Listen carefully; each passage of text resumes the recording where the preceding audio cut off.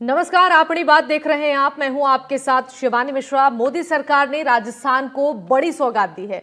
2 smart industrial city को मंजूरी मिल गई है, जिसमें कि जोधपुर और पाली भी शामिल है। माना यह जा रहा है कि इससे रोजगार के साथ साथ इलाके का विकास भी होगा। और खास बात यह है कि ये वही इलाके हैं जो डेडिकेटेड रेल फ्रंट कॉरिडोर में शामिल है। माना तो यह भी जा रहा है कि स्मार्ट इंडस्ट्रियल सिटी से बड़ी संख्या में लोगों को रोजगार मिलेगा। इसके साथ ही इलाके का विकास भी हो पाएगा और सबसे ज्यादा फायदा श्रमिकों और उद्यमियों को होगा, क्योंकि उन्हें कहीं जाना नहीं पड़ेगा। एक ही जगह पर उन्हें सारी सुविधाएं मिल पाएंगी। और क्या क्या है इस कॉन्सेप्ट के फायदे और राजस्थान के विकास को कितनी इससे रफ्तार मिलेगी, इन सभी पहलुओं पर आज हम चर्चा करेंगे। हमारे साथ कुछ खास मेहमान जुड़ेंगे, लेकिन उससे पहले हम आपको ये जानकारी दे दें कि स्मार्ट इंडस्ट्रियल सिटी के कुछ फायदे भी हैं, जिससे लोगों को अब रोजगार की संभावनाएं दिख रही हैं।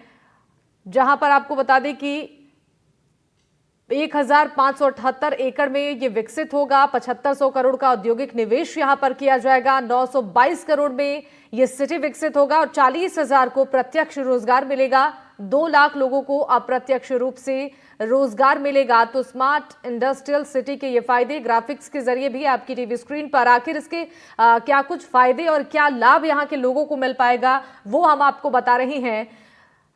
2 फायदे पहले से ही हैं। दरअसल रोहट रेलवे स्टेशन इसी का एक पार्ट है।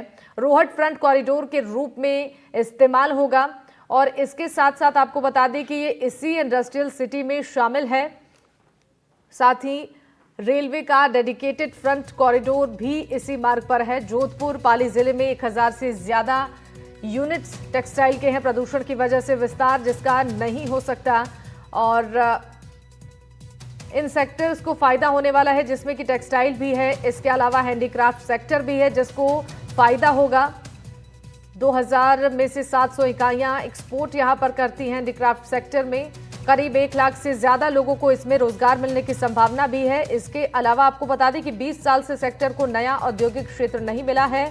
जोधपुर में 550, पास के शहरों में करीब 300 यूनिट्स। एग्रो फूड में भी फायदा होगा और स्मार्ट इंडस्ट्रियल सिटी से इन सभी क्षेत्रों में फायदा मिलने वाला है।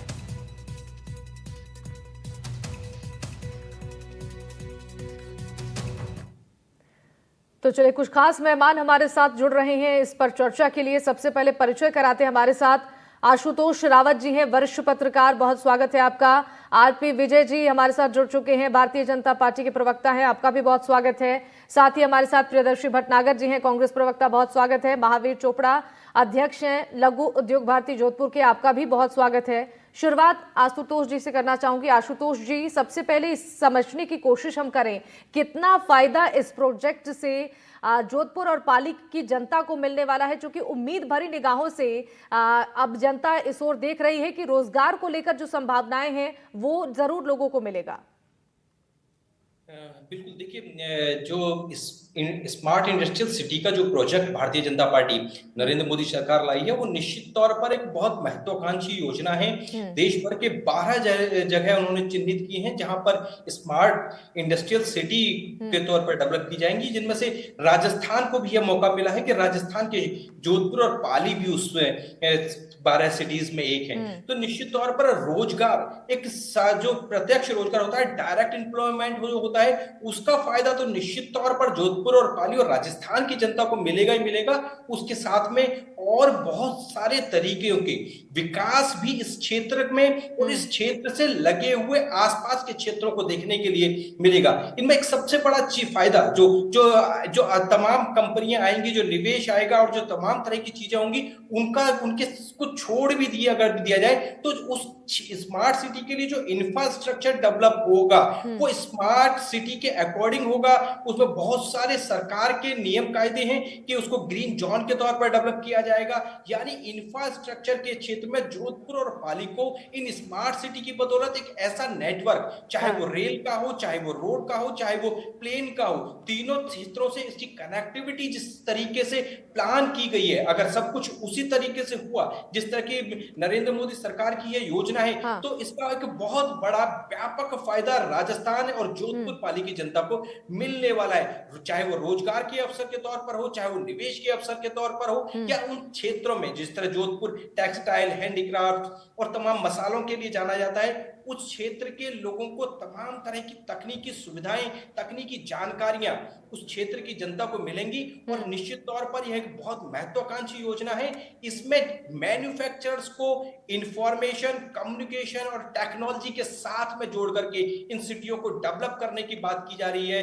मुझे लगता है कि एक बड़ा ड्रीम प्रोजेक्ट यह है, बशर्ते जिस तरह की सरकार ने प्लानिंग की है उस तरह की स्वरूप में यह 12 जो इंडस्ट्रियल सिटीज हैं वह अपने ओरिजिनल जिस तरह का विजन को लेकर के इनको बनाया जा रहा है, उस तरह के विजन को लेकर के 2030 तक इनको बनाने की बात है। और समय का भी हमको उसमें देखना पड़ेगा कि क्या वाकई 2030 तक यह सभी 12 सिटी धरातल पर उतर पाते हैं। ठीक है, एक बार रुक करूंगी आरपी विजय जी का। विजय जी, आपसे ये जानना चाहूंगी आखिर क्या कॉन्सेप्ट है इस प्रोजेक्ट का, और जोधपुर और पाली को ही क्यों चुना गया? इसके लिए और भी अदर जो जिले हैं उनको क्यों नहीं चुना गया? क्या इसके पीछे वजह रही?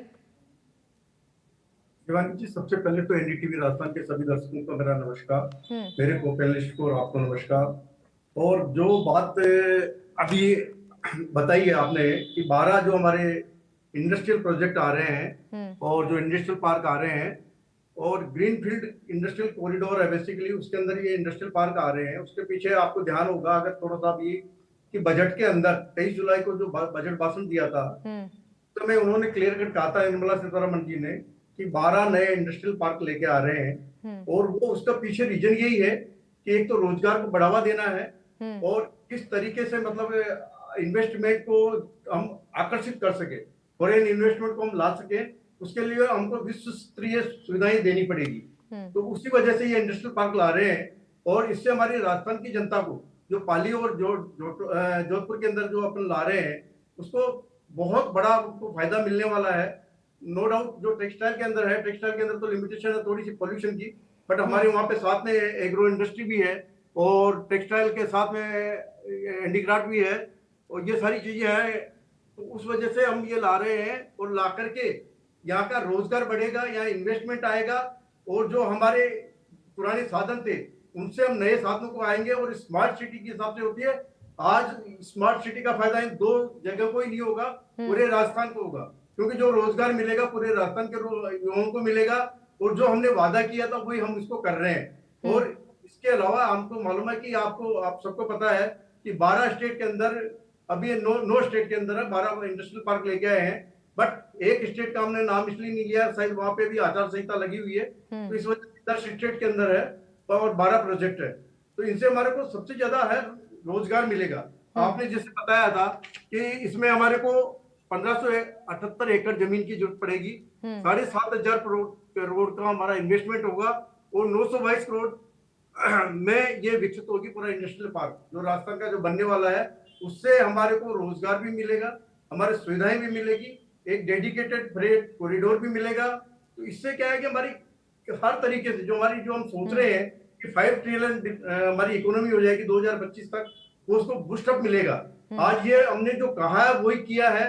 हमने ये नहीं किया कि हमने वादे करते गए जिस तरीके से हमारे पिछली सरकारों ने किया था, वादे करते गए बट कभी धरातल पे नहीं ले गए। हम जो भी काम करें, पहले भी हमने क्या किया, रेलवे के अंदर हमने कोई नया विस्तार नहीं किया, हमने क्या नए जो पहले के जो घोषणा हो रखी थी उनको हमने काम किया। इंफ्रास्ट्रक्चर को मजबूत करना हमारा काम है। इंफ्रास्ट्रक्चर अगर मजबूत होगा ना तो देश की इकोनॉमी डेफिनेटली बूस्ट होगी।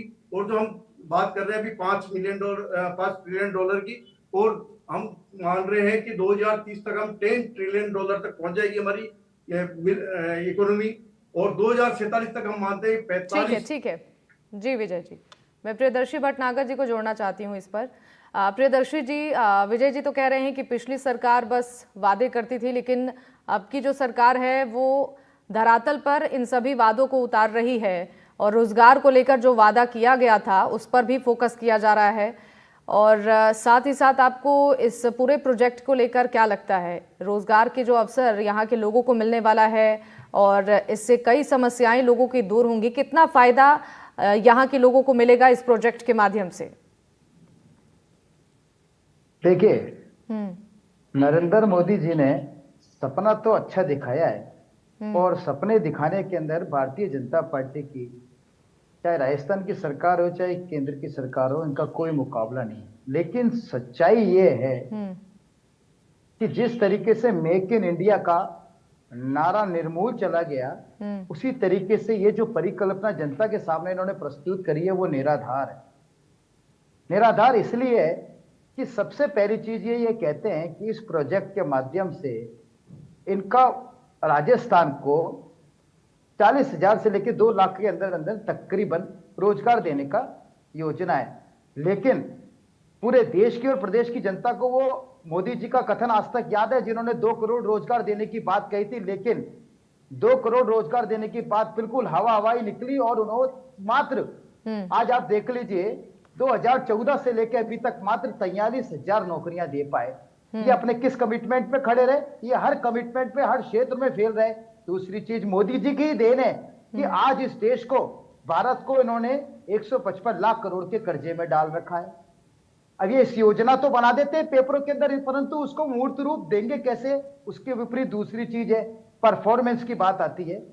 राजस्थान की पर्ची की सरकार पूरी फेलियर सरकार है। उनका क्या परफॉर्मेंस है? उसके विपरीत नरेंद्र मोदी जी का क्या परफॉर्मेंस है? 10 साल से आप देख लीजिए पूरे देश के अंदर उन्होंने एक घोषित। ठीक है प्रियदर्शी जी, मेरा आपसे ये सवाल था कि इस प्रोजेक्ट का कितना लाभ लोगों को मिलेगा, ये मेरा सवाल था।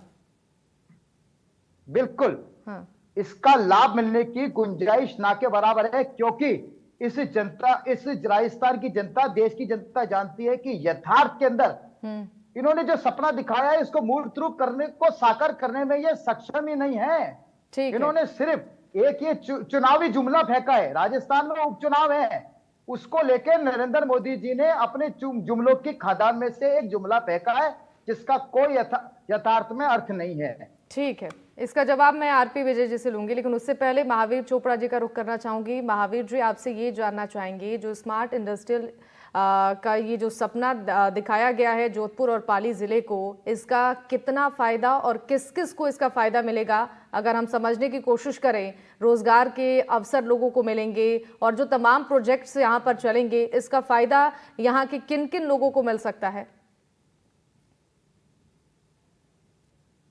पहले तो मैं एनडीटीवी का बहुत बहुत धन्यवाद दूंगा, और मैं अपनी बात बताऊं उससे पूर्व ये जानकारी देना चाहूंगा, राजस्थान में और पर्टिकुलर जोधपुर पाली में पिछले 20 वर्षों से इंडस्ट्रियल एरिया की मांग की जा रही थी। जैसा कि हम सभी जानते हैं कि राजस्थान और मारवाड़ के उद्यमी पूरे देश के अंदर उद्योग संचालित करते हैं और यहाँ पर उसकी कमी थी।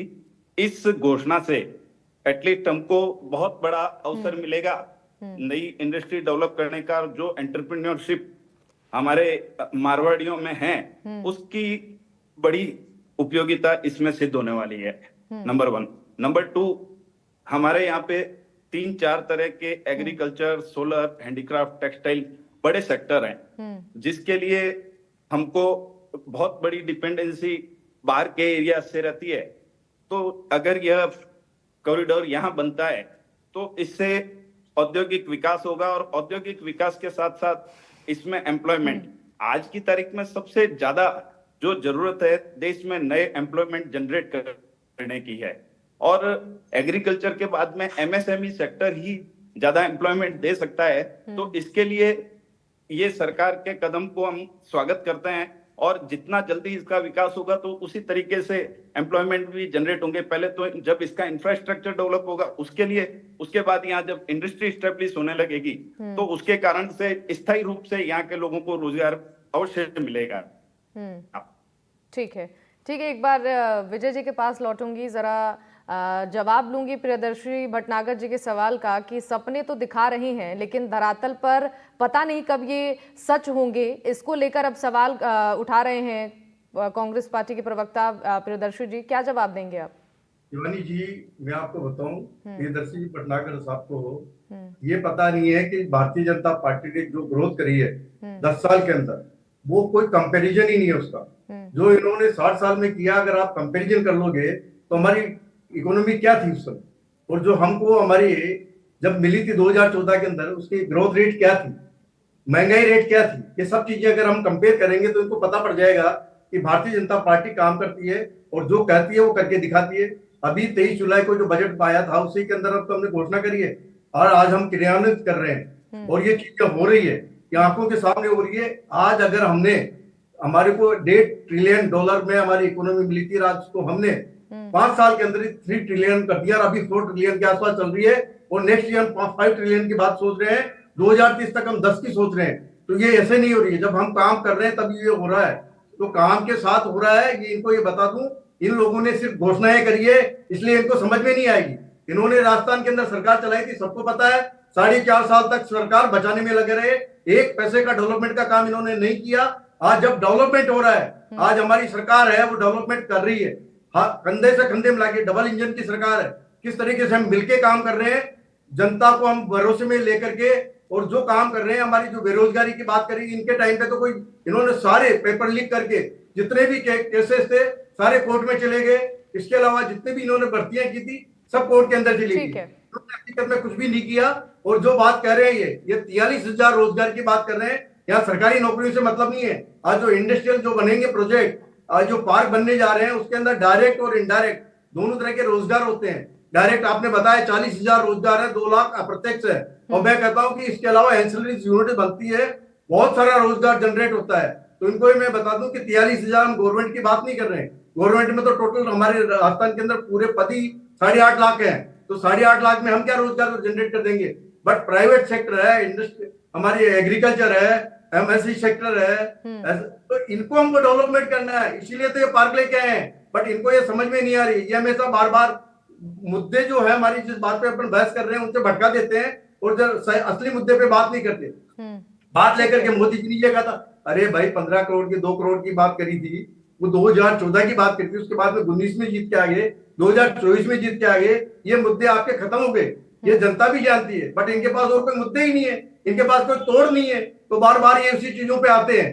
तो मैं इनसे कहूंगा, भटनागर जी थोड़ी सी मेहनत करके आओ, कुछ चीजें लेके आओ जो आपने कुछ किया हो, उससे कंपेयर करके दिखाओ तो समझ में आता है। आज हम लोग काम कर रहे हैं, जनता के लिए काम कर रहे हैं, युवाओं के लिए काम कर रहे हैं, रोजगार भी जनरेट हो रहे हैं। और जो हमारा सोलर वाला प्लांट है वो डेफिनेटली इससे और उसको बढ़ावा मिलेगा, ये प्लांट आने के बाद। बाकी डेडिकेटेड फ्रेट कोर की वजह कॉरिडोर जो हमारा है, उसकी वजह से बहुत बेनिफिट मिलने वाला है। जितने भी हमारी यूनिट, बाकी पूरे राजस्थान को इस जो हमारे इंडस्ट्रियल पार्क आ रहे हैं जोधपुर और पाली में, पूरे राजस्थान को उसका बेनिफिट मिलने वाला है। और मैं आपको बता दूं कि आज की तारीख में ये जो लोग सोच रहे हैं कि ऐसा कुछ नहीं होगा, तो ये इनको तो खुशी होनी चाहिए। आज कांग्रेस ही है चाहे बीजेपी है तो हम राजस्थानी, अगर राजस्थान को कोई प्रोजेक्ट मिलता है तो राजस्थान का प्रोजेक्ट है, उसमें ना कोई बीजेपी का प्रोजेक्ट है ना कांग्रेस का प्रोजेक्ट है। सरकार होती है वो ना कोई बीजेपी की होती है ना कांग्रेस की होती है। ये जब सरकार आ जाती है तो पूरे देश का सोचती है, पूरे स्टेट्स का सोचती है। तो कांग्रेस और बीजेपी को छोड़ करके हमको इसकी जो बढ़ाई करनी चाहिए। अगर हमको प्रोजेक्ट मिला है उनको बढ़ाई करनी चाहिए। और डेफिनेटली अगर ऐसा लगता है कि भाई ये सिर्फ कागजों में रह जाएगा, तो कागजों में नहीं, हमने जो वादा करी थी आपको जुलाई के अंदर, जो वादा किया था बजट के अंदर, उसकी घोषणा भी कर दी और क्रियान्वित होने जा रहा है। ठीक है, आशुतोष जी को जोड़ना चाहूंगे इस पर। आशुतोष जी देखिए, आरोप प्रत्यारोप भारतीय जनता पार्टी और कांग्रेस पार्टी के बीच तो हर मुद्दे पर देखने को मिलती है। चुनाव भी जब नजदीक आता है तो रोजगार को लेकर दोनों ही पार्टियों की तरफ से तमाम बड़े बड़े दावे और वादे किए जाते हैं। फिलहाल उपचुनाव भी नजदीक है और अब सवाल ये भी उठ रहा है कि आखिर जोधपुर और पाली जिले को ही क्यों चुना गया इसके लिए। देखिए शिवानी जी, अगर राजनीतिक दलों के हिसाब से बात करें तो दोनों पार्टियों का स्टैंड बहुत क्लियर है। जो भी राजनीतिक दल विपक्ष में होता है उसको सरकार की तमाम योजनाओं को, तमाम घोषणाओं को गलत साबित करना उनका धर्म भी कह सकते हैं, उनका हक बनता है, उनका धर्म बनता है। विपक्ष में सरकार के उनको जनता ने बैठाया है तो सरकार की योजनाओं की खामियां वो जनता के सामने रखें।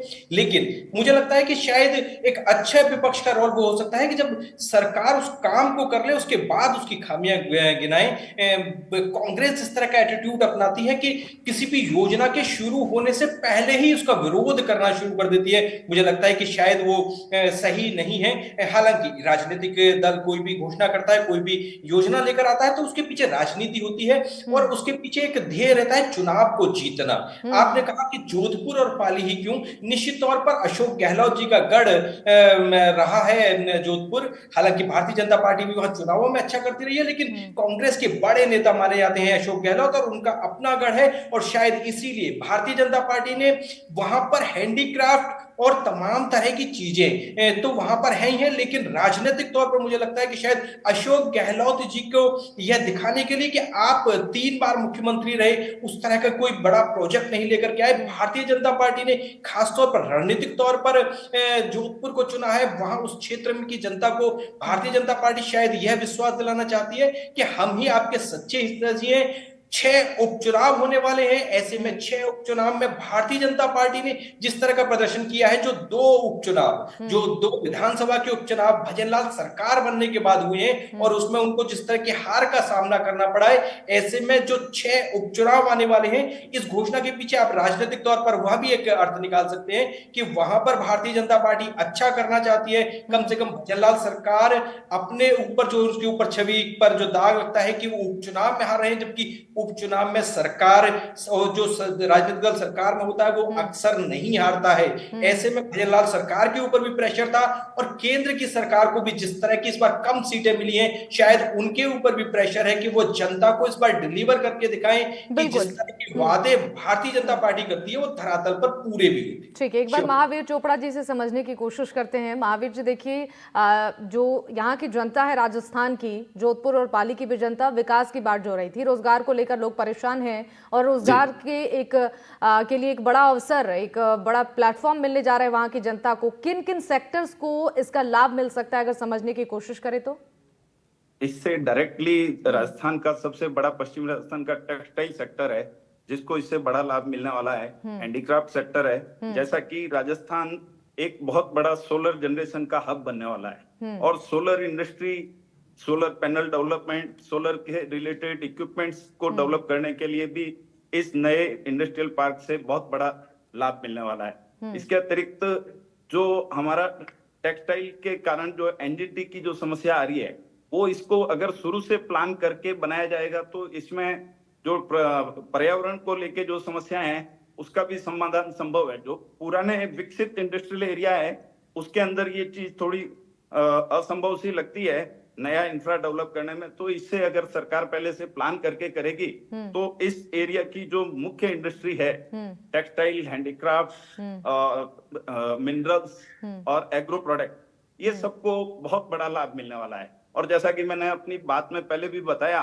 बहुत सारी एंटरप्रेन्योरशिप हमारे यहाँ के लोगों में है। वो लोग बाहर इंडस्ट्री लगा रहे हैं, तो 20 साल के बाद में अगर इस क्षेत्र को कोई इंडस्ट्रियल एरिया मिला है तो उसका वास्तव में लाभ जरूर होगा, क्योंकि हम राजनीति से जुड़े नहीं हैं। और लेकिन कोई भी सरकार अगर नया कदम उठाती है तो वो स्वागत योग्य है, और उम्मीद है इस बार ये काम होके रहेगा। बिल्कुल ठीक है। प्रियदर्शनी भटनागर जी, जैसा कि विजय जी कह रहे थे कि इस पर राजनीति नहीं होनी चाहिए, क्योंकि जनता के विकास के मुद्दे पर अगर भारतीय जनता पार्टी काम कर रही है, ये जो प्रोजेक्ट मिला है ये राजस्थान को मिला है, ये बीजेपी का प्रोजेक्ट नहीं है, ये राजस्थान के लिए प्रोजेक्ट मिला है, तो इस पर राजनीति नहीं होनी चाहिए ना, क्योंकि ये तो यहाँ पर लोगों को रोजगार मिलेगा, इसका फायदा तो राजस्थान की जनता को मिलेगा।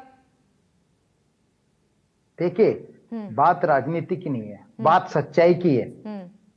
भारतीय जनता पार्टी की सच्चाई यही है कि ये 10 साल के अंदर मिस्ड कॉल के आधार पर बड़ी पार्टी बनी, और 10 साल में इन्होंने अरबों रुपए का अपना कार्यालय बना दिया। ये इनकी सच्चाई है।